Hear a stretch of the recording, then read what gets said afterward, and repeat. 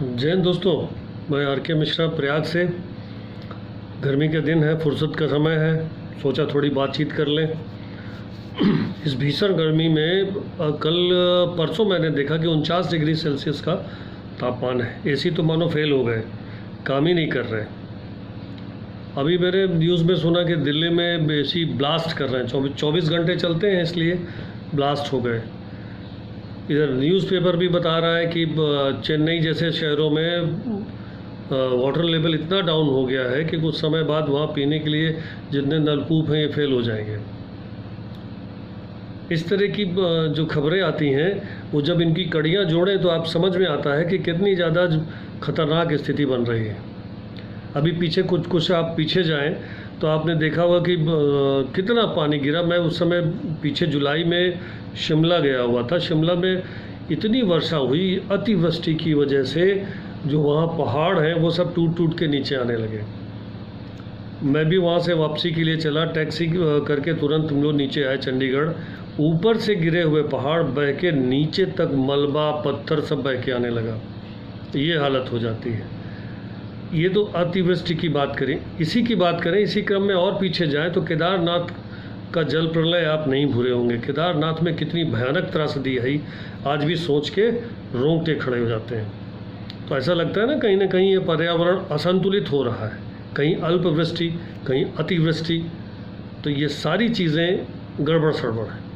और थोड़ा पीछे जाएं तो ऑक्सीजन की कमी की वजह से हमने कोविड में लोगों को तड़प तड़प के मरते हुए देखा है। ये सारी दिल दहला देने वाली हृदय विदारक घटनाएं हैं जो आज भी हमें याद है। कहीं ना कहीं ये प्रदूषण, स्वच्छ हवा का ना होना, स्वच्छ जल का ना होना, इत्यादि घटनाएं सब कहाँ से जुड़ती हैं? जाके ग्लोबल वार्मिंग से जुड़ रही हैं जाके। ग्लोबल वार्मिंग का मतलब क्या कि धरती के तापमान में निरंतर वृद्धि होते जाना। जब हमारे जीवन में धरती में जो जीवन संभव हुआ वो सूर्य से हुआ। सूर्य की किरणें धरती पे पड़ती हैं और जो आवश्यक है उतनी गर्मी छोड़ के बाकी सारी किरणें परावर्तित हो जाती हैं, वायुमंडल में चली जाती हैं। लेकिन ग्रीन हाउस गैसों के इफ़ेक्ट की वजह से ये सूर्य की किरणें परावर्तित नहीं हो पाती और अधिक मात्रा में धरती में अवशोषित हो जाती हैं। इसी कारण से धरती का तापमान बढ़ता है और ये सारे उल्टे सीधे और संतुलन का काम सब बिगड़ रहा है। अब इस त्रासदी में आप लोग ये स्पष्ट रूप से जान गए होंगे कि वायु को देवता क्यों कहा गया है, जल को देवता क्यों कहा जाता है। थोड़े दिन में आप जान जाएंगे कि गंगा, यमुना और नदियों को माता क्यों कहा जाता है। कहीं ना कहीं आपने देखा होगा कि जब हम अब किसी भी चीज़ को इग्नोर करते हैं, बड़ी लंबे समय तक इग्नोर करते हैं, तो वो समस्या हमारे लिए भयानक राक्षस की तरह मुंह खोल कर खड़ी हो जाती है। आपने देखा होगा कि जो बड़ी बड़ी नदियां हैं वो आजकल नालों में बदल गई हैं। ज़्यादा दूर नहीं जाइए, मैं तो यहाँ प्रयाग में देखता हूँ और मैंने मध्य प्रदेश उज्जैन में भी देखा है कि बड़ी बड़ी नदियाँ जो किसी समय में बहुत बड़ी होती थीं आज छोटे छोटे नालों का रूप में ले चुकी हैं। ऐसा नहीं है कि इन समस्याओं की गंभीरता के प्रति लोग सचेत नहीं हैं। हमारी सरकार, विदेशों की सरकार, दुनिया भर की तमाम सरकारें, यूनाइटेड नेशंस की चिंताएं समय समय पे धीरे धीरे सामने आती रहती हैं। जो विकसित राष्ट्र हैं वो अपनी जिम्मेदारी विकासशील राष्ट्रों के ऊपर छोड़ देते हैं। उनका ये कहना है कि आपने ये गंद मचाई है, आप ही दूर करो।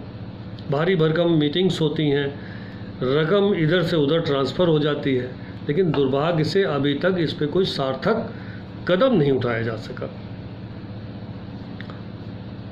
आज भी अतिवृष्टि, अल्पवृष्टि, असमय वर्षा, पर्वतों का दरकना, नदियों में बाढ़, ग्लोबल वार्मिंग, ये सारी समस्या ज्यों की त्यों सब बनी हुई है। हम कभी इसके ऊपर कभी उसके ऊपर दोषारोपण करते रहते हैं, लेकिन इससे समस्या का हल नहीं है। हमको सब लोगों को मिलकर इस समस्या के हल के लिए सही दिशा में प्रयास करना होगा। मैं आपको बताता हूँ कि ये जो पृथ्वी पर पर्यावरण की समस्या है, ये जो पर्यावरण की समस्या है ये प्रकृति प्रदत्त है और जब प्रकृति प्रदत्त है तो इसके निराकरण के लिए भी प्रकृति को ही माध्यम बनाना पड़ेगा। नाबार्ड के आंकड़ों से ज्ञात है कि लगभग 70% भूमि में कृषि होती है, और अभी अभी पीछे कुछ सालों से आपने देखा होगा विभिन्न प्रकार के शोधों से ये ज्ञात हुआ है कि यदि हम अपने पर्यावरण में बड़े बड़े पेड़ों को लगाएं और ऐसे पेड़ों को लगाएं जिनमें ऑक्सीजन ज़्यादा बनती हो, तो धीरे धीरे ग्रीन हाउस इफ़ेक्ट को कम किया जा सकता है। इसी दिशा में नए शोध में बांस एक ऐसा पौधा मिला है जो जहाँ पे लगाया जाता है वहाँ पे जल स्तर में भी वृद्धि होती है और वातावरण में वायु भी परिष्कृत होते जाते हैं। तो इस दिशा में सबसे पहला कदम क्या हो सकता है कि 70% खेती करने वाले लोगों को, किसान भाइयों को हम इस विषय में जागरूक करें, उनको ये बताएं कि बांस की उपयोगिता क्या है। अगर किसान वर्ग ठान ले तो वो परंपरागत फसलों की खेती के साथ साथ अपने खेत की मेड़ पे बांस लगाना आरंभ करे। ऐसा नहीं कि बांस लगाने से उसकी आमदनी में वृद्धि नहीं होगी। जब किसान भाई हमारे बांस लगाएंगे तो उस बांस को काट को वो बेच भी सकते हैं। अगर वो बड़े बड़े पेड़ जैसे पीपल, बरगद और पाकड़ और इस तरह के पेड़ लगाते हैं तो काट के बेच नहीं हो पाएंगे, क्योंकि आने वाले समय में तो लकड़ी को काटना बिल्कुल बंद होने वाला है। बांस चूँकि घास की श्रेणी में रख दिया गया है, बांस ही एकमात्र ऐसा है जो आपको पेड़ के लाभ भी दे सकता है और आपकी आमदनी में भी वृद्धि कर सकता है। इसलिए मैं फिर से यही कहना चाहूँगा कि बांस के बारे में आप अध्ययन करिए और किसान भाइयों को जागरूक करिए कि वो अपनी खेती में किनारे किनारे बांस लगाएं। जिस दिन बांस लगाना शुरू कर